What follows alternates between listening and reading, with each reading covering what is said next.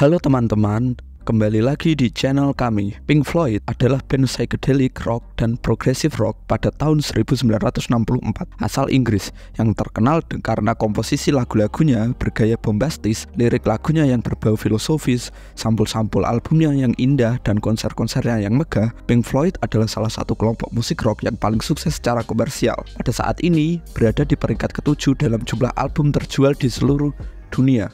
Mereka dibentuk pada tahun 1965 dan terakhir merekam album studio pada tahun 2014.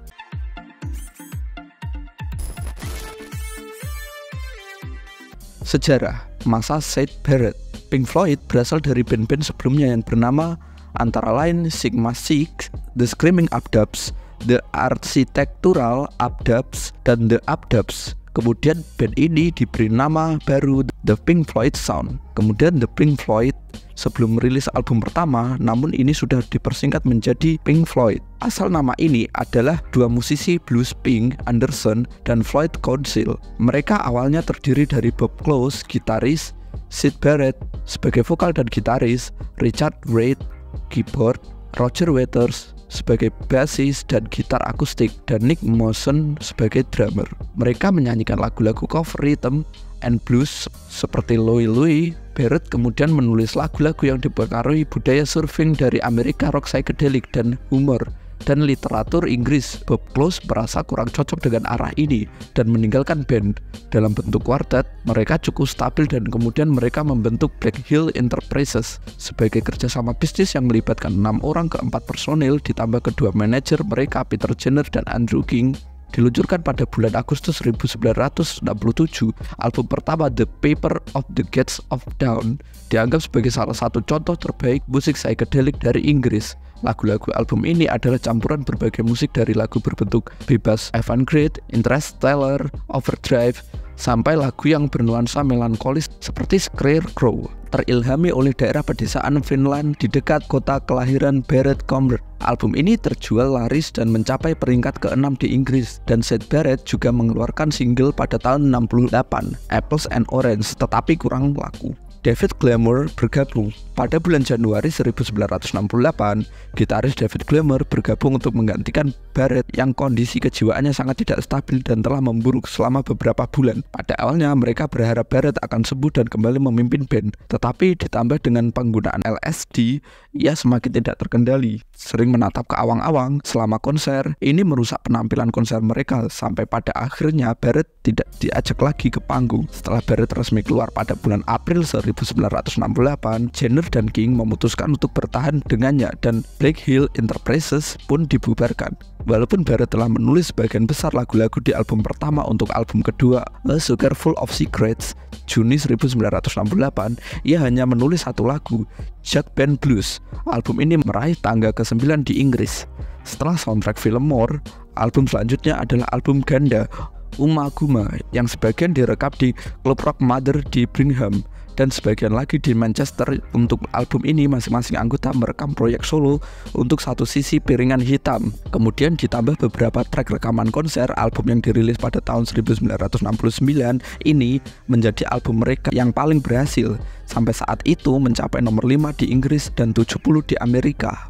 Atom Heart Mother tahun 1970 akhirnya menjadi album pertama mereka yang mencapai puncak tangga di Inggris. Walaupun Gilmour sendiri menyebut album ini sebagai sebuah band yang menabrak-nabrak di kegelapan. Meskipun demikian, di album inilah untuk pertama kalinya arah band ini mulai terdengar. Seperti misalnya lagu Atom Heart Mother Suite yang panjangnya 23 menit dengan pengaruh musik simfoni dibentuk oleh orkestrasi Ron Geesin. Gaya ini menjadi semakin terfokus di album Meddle tahun 1971 dengan Epic Echoes yang berdurasi 23 menit. Dalam lagu ini mereka menggunakan synthesizer VCS3 dan Xenovive untuk pertama kali, selain juga Theremin untuk bagian tengahnya yang bernuansa luar angkasa. Album ini juga mengandung lagu One of These Days yang populer untuk konser-konser. Lagu ini hanya memiliki satu baris lirik yang dinyanyikan berulang-ulang dengan suara terdistorsi. One of the days I'm going to cut you into little pieces yang ditulis oleh Nick Mason dan kemudian beralih ke laga tema seri televisi Doctor Who.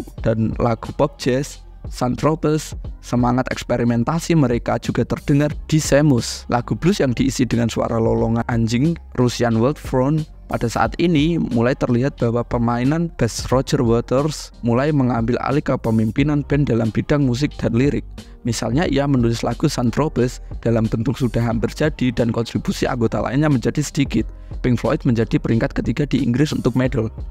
Pada tahun 1972 mereka merilis Obscured by Clouds sebagai soundtrack film La Valley dan masuk ke tangga US Top 50 dan tangga ke-6 di negara mereka sendiri. Meledak dengan Dark Side of the Moon. Walaupun mereka bukan band yang penjualan albumnya bisa didongkrak dengan penjualan single, album selanjutnya Dark Side of the Moon tahun 1973 mengandung hit top 20 di Amerika dan album itu sendiri akhirnya mencapai chart dan bertahan di US Top 200 selama 741 minggu, termasuk 591 minggu berturut-turut dari tahun 1973 sampai 1988, memecahkan banyak rekor dan membuatnya menjadi salah satu album paling laris di dunia. Dark Side of the Moon adalah album konsep dengan tema mengenai tekanan-tekanan kehidupan modern. Wish You We Are Here diluncurkan pada tahun 1975 bertemakan ketidakhadiran. Misalnya lagu Shine On You Crazy Diamond adalah mengenai anggota mereka yang sudah hengkang, Syd Barrett, dan kondisi kesehatan jiwanya. Album ini juga mengandung lagu-lagu epic Welcome to the Machine dan Have a Cigar. Pink Floyd mencapai puncak tangga baik di Inggris dan Amerika untuk album ini. Ketika mereka mengeluarkan Animals di bulan Januari 1977, Amerika dan Inggris, mereka mulai dikecam oleh kalangan punk rock yang mulai bangkit saat itu sebagai musisi yang arogan dan telah melenceng dari semangat rock and roll pertama. Animals mengandung lagu-lagu yang diilhami oleh buku Animal Farm karya George Orwell, misalnya Pig on the Wing, Dogs, dan Sheep. Animals memiliki lebih banyak suara gitar dibandingkan album-album sebelumnya.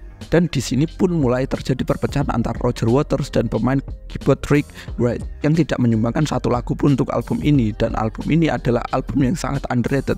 Opera Rock the Wall dari tahun 1979 ditulis terutama oleh Waters melambungkan kembali nama Pink Floyd dan memberi mereka satu lagu hit, Another Brick in the Wall Part 2, yang liriknya mengkritik sistem pendidikan. Selain itu, album ini mencapai nomor 3 di negara asal mereka yang bercokol di puncak tangga Amerika selama 15 minggu. Lalu Comfortably Numb, walaupun tidak pernah dirilis sebagai single, masih sering diputar di radio-radio saat ini dan merupakan salah satu lagu Pink Floyd yang paling terkenal. Tur untuk mendukung album ini sangat mahal sehingga mereka nyaris rugi kalau tidak ditolong dengan penjualan album. Sekarang Waters semakin mendominasi band dan menyebabkan konflik dengan anggota-anggota lainnya yang berpuncak pada Wright dipecat dari band. Wright kemudian menjadi musisi bayaran untuk beberapa konser band. Ironisnya, Wright adalah satunya anggota yang meraih keuntungan finansial dari Tour The Wall. Yang lainnya harus menutup kerugian biaya yang membengkak. Album ini dikoproduksi oleh Bob Ezrin, teman Waters yang juga ikut menulis The Trial, namun kemudian ditendang keluar oleh Waters karena tidak sengaja membocorkan rahasia album kepada saudaranya yang wartawan.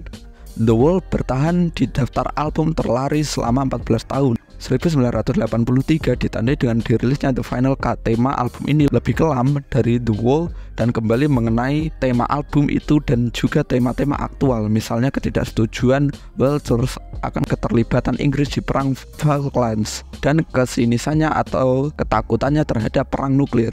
Wright tidak terlibat sama sekali dan baik Michael Kamen maupun Andy Bond menyumbangkan sedikit suara keyboard. Selain itu, Raphael Ravenscroft juga bermain saxophone. Walaupun diterbitkan sebagai album Pink Floyd, dalam sampulnya ditulis A Resume for the Post-War Dream by Roger Waters, performa by Pink Floyd, suatu tanda kembali bahwa sekarang Waters telah mendominasi secara total. Untuk ukuran Pink Floyd, album ini tidak begitu sukses dan hanya menghasilkan satu hit radio, Not Now John. Sedemikian parahnya perpecahan antar Waters dan Gilmour sehingga mereka nyaris tidak pernah di studio pada saat yang bersamaan untuk merekam album ini. Mereka tidak pergi untuk tour dan secara tidak resmi bubar pada tahun 1983 dan bubar secara resmi pada tahun 2014. Dan bagaimana menurut Anda tentang konten ini? Silahkan tulis pendapat kalian di kolom komentar. Jangan lupa untuk subscribe di channel kami. Terima kasih sudah menonton dan sampai jumpa.